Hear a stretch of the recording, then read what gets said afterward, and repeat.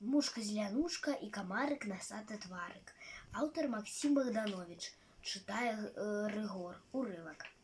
Близко речки самотечки комары толкутся, и толкачики спяваюсь, и ускоки тянутся.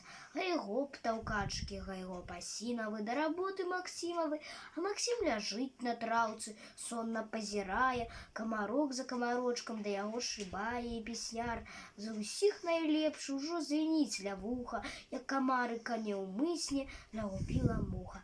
З'їсталася сосонка боровая, затужила дзяўчынка молодая, жартаўлівая пяюшка, сакатушка, а на імі дык мушка-зелянушка. Ой, чаму ж ды не судзілася мне долі, што мяне не сваталі ніколі, а пасагу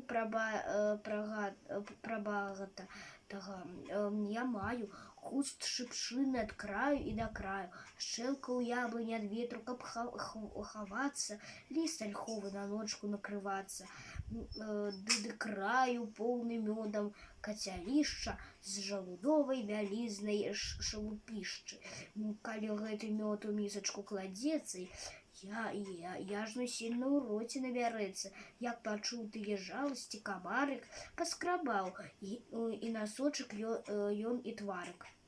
А чаму ж бы мне з ёй не пажаніцца?